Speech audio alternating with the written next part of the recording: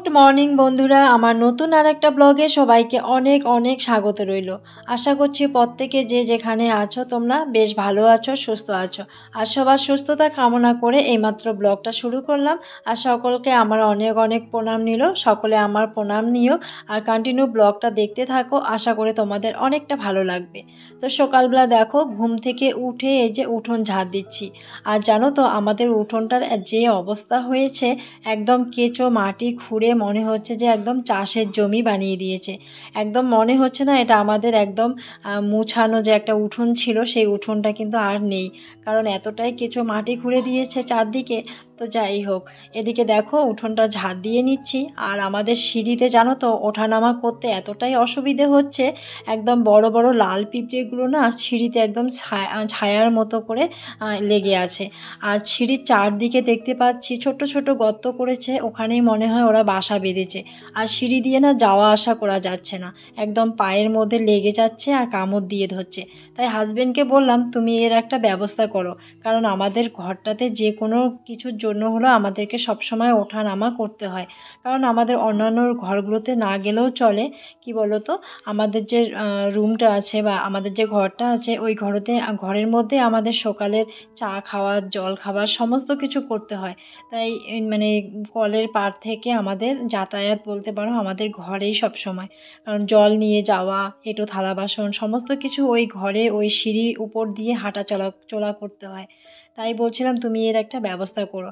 কিন্তু মাঝে মধ্যে খারাপও লাগে জানো তো, আমরা যে বড়রা আছি আমাদের উপর দিয়েও কিন্তু অনেক প্রাণীর আর কি প্রাণ যায়, তাই না? কিন্তু এই যে ছোট ছোট প্রাণগুলো আছে সেগুলোকে কিন্তু ইচ্ছে করছে না যে ওদেরকে মারি, কিন্তু কিচ্ছু করার নেই জানো তো, কারণ ওরাও তো আমাদের ক্ষতি করে, তাই না? তো একদমই হাঁটাচলা করতেই পারছি না। তো হাজব্যান্ডকে বললাম একটা কিছু উপায়ে বার করো। তারপরও হঠাৎ করে বলল যে গরু মারার জন্য যে আমি গরুর যে মাছি মারার জন্য যে ঔষধটা এনেছি ওই ঔষধটা বরঞ্চ স্প্রে করে দিই, তাহলে হয়তো পিঁপড়েগুলো মরতে পারে। তাই বললাম যে তাই করো। তারপর ও এনে দেখো একদম সারা সিঁড়ি এদিক ওদিক স্প্রে করে দিচ্ছে। তো যাই হোক, পরে দেখলাম না পিঁপড়েগুলো আর কি মরেই গেছে। তো খুব খারাপ লাগছে জানো তো, সকাল সকাল হাজব্যান্ডের উপর এই দায় চাপিয়ে দিয়ে এত বড় একটা ক্ষতি করলাম। সকালে উঠে না কোনো জীব হত্যা বা প্রাণী হত্যা বা কীট হত্যা করতে ইচ্ছা করে না, কিন্তু উপায় থাকে না বলো। তো যাই হোক, এদিকে দেখো ব্রাশটাও করে নিলাম উঠান ঝাড় দিয়ে। তারপর এই যে মুরগির বাচ্চাগুলোকে কয়েকটা খুদি দিয়ে দিলাম, ওরা খাচ্ছে। আর এদিকে দেখো আমিও একদম স্নানটা সেরে নেওয়ার জন্য বাথরুমে চলে গেলাম। তো বাথরুম থেকে বের হয়ে এই যে চাটা সমস্ত কিছু খাওয়া দাওয়া হয়ে গেল।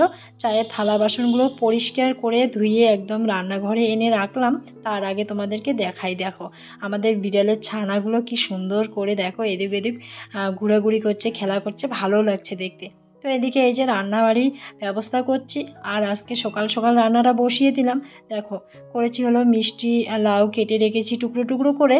আর এদিকে দেখো পুঁই শাক নিয়ে এসেছে, সাদা পুঁই শাকের ডাঁটিগুলো আলাদা করেছি আর শাকটা আলাদা করে রেখেছি। এখন দেখো সবজিটা এই যে মশলা টশলা সব কষিয়ে সবজিটাকে এখন বসিয়ে দিচ্ছি, তারপর নাড়াচাড়া করব। আর আজকে আমাদের বাড়ি পুরো ফাঁকা হয়ে যাবে, একটু বাদেই রান্নাবাড়ি কমপ্লিট হয়ে গেলে শ্বশুর শাশুড়ি ওরা সবাই খাওয়া দাওয়া করে যাবে হলো বিয়ে বাড়িতে। তো এই যে তাই তাড়াতাড়ি সকালবেলা রান্না বসিয়ে দিয়েছি, নাহলে অনেকটা দেরি হয়ে যাবে, অনেক দূরের রাস্তা।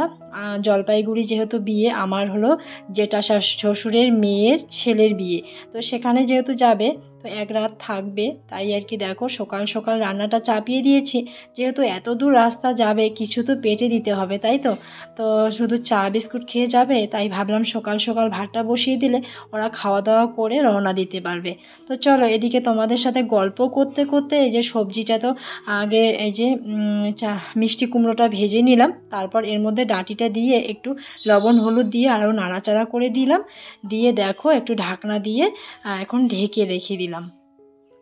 এদিকে দেখো বাবা বারবার বলছে বৌমা এখনও রান্নাবাড়ি কমপ্লিট হয়নি, তো আমি বলছি এই তো হয়েই গেছে। আর তো যাই হোক, এদিকে দেখো ঢাকনাটা তুলে আর একটু সবজিটা নাড়াচাড়া করে দিচ্ছি। আর আজকে না ভাতটা আগে বসাইনি, আজকে ডালটা করেছি, ডালটা করে এই যে আগে সবজিটা করছি। কেন বলো তো, ভাতটা না আমাদের দুবেলার জন্য নিব, তো ভাতটা না তাড়াতাড়ি না হলে নষ্ট হয়ে যাবে। তো রাত্রেবেলা আবার রান্নাবাড়ি করব। তো যাই হোক, বাড়িতে লোক সংখ্যাও কম থাকবে, তাই ভাবলাম দুবেলার জন্য ভাতটা নিয়ে নিই। আর সবজি ডাল এগুলো যাই থাকুক না কেন, তো যখন যখন ঠান্ডা হয়ে যাবে ফ্রিজের মধ্যে রেখে দেবো। আর এই যে দেখো শাকটা এখন না সবজির মধ্যে দিয়ে দিচ্ছি। তো শাকটা দেখতে পাচ্ছ তো, শাকটা দেওয়ার পর কড়াইটা আমার পুরো একদম ভর্তি হয়ে গেল। তারপর দেখো আগে ভাবলাম না নাড়াচাড়া করব না, আগে ঢাকনাটা দিয়ে দিই। ঢাকনা দেওয়ার পর কিন্তু শাকটা না একদম ঢাকনা খুলে দেখি অল্প একটু হয়ে গেছে। তারপর যাই হোক ভালোই হলো, তাই না? এখন কিন্তু আমার নাড়াচাড়া করতে শাকটা একটু সুবিধেই হচ্ছে। তো দেখছি নিচের দিকটা একটু লেগে লেগে যাচ্ছে কি না। তো যাই হোক লেগে লেগে কিন্তু যাচ্ছে না। আর আমাদের বাড়িতে জানো তো তরকারি লেগে গেলে পরে কিন্তু সবাই একটু খেতে অমত থাকে, বলে যে লাগানো তরকারি খেতে নাকি একটু গন্ধ হয়, খেতে চায় না। তাই যে কোনো সবজি রান্না করি খুব যত্ন সহকারে করি, যাতে সবাই শান্তি ভরে খেতে পারে। তো এই যে দেখো ঢাকনাটা তুলে তারপর একটুখানি মশলার গুঁড়ো দিয়ে নাড়াচাড়া করে নিচ্ছি। প্রথমে যখন আমি সবজিটা বসিয়েছিলাম তখন কিন্তু শুধু এই যে তেজপাতা, কাঁচা লঙ্কা, তারপরে আদা বাটা এগুলো দিয়েই কিন্তু আর একটু সাথে পাঁচফোড়ন দিয়ে কিন্তু আমি এই যে সবজিটা বসিয়ে দিয়েছিলাম। তো ভুলেই গেছি জিরে বাটা দেওয়া হয়নি, তো গুঁড়ো জিরে ছিল, সেই গুঁড়ো জিরে দিয়ে একটু নাড়াচাড়া করে নিলাম। তো এখন দেখো সবজিটা আস্তে আস্তে হালকা জালে মানে আর কি তাপে আর কি জালটা দিয়ে আর কি নিচ্ছি, আর একটু করে মাঝে মধ্যে নাড়াচাড়াও করে নিচ্ছি।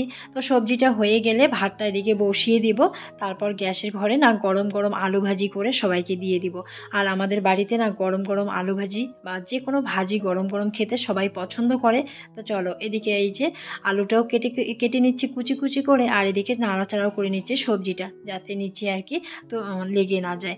তো দেখো সবজিটা আমার হয়েই গেছে, এখন না সবজিটাকে নামিয়ে নিচ্ছি।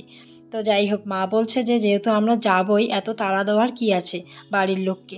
তো এদিকে মা বলছে আস্তে আস্তে রান্নাবাড়িগুলো হয়ে যাক, আমরা যেহেতু যাব, আমরা তো আজকে আর বাড়ি ফিরবো না, আমরা ফিরতে ফিরতে কাল পরশু বাড়ি ফিরবো। তো এত ব্যস্ততা দেওয়ার কি আছে। তো এদিকে দেখো যেহেতু মা এই কথাটা বললো, তো আমিও না সেই রকম একটা মানে খুব তাড়াহুড়ো করছি না, তবুও মাঝে মধ্যে একটু তাড়াহুড়ো করছি, যেহেতু মানে অনেকটা দূর যাবে।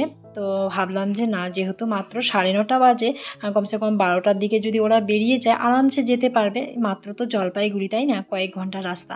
তো যাই হোক এদিকে দেখো সবজিটাও আমার রান্না হয়ে গেছে, আর পুরো আলুটা আমি দেখো সম্পূর্ণটাই কেটে কেটে একদম কুচি কুচি করে কেটে নেওয়া হয়ে গেছে।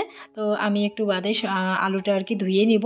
তো এখন দেখো আমি এখানে ভাতটা বসিয়ে দিয়েছি, আর আমার উনুনের অবস্থা দেখেছো তো, একদম ডাল পড়ে একাকার হয়ে গেছে।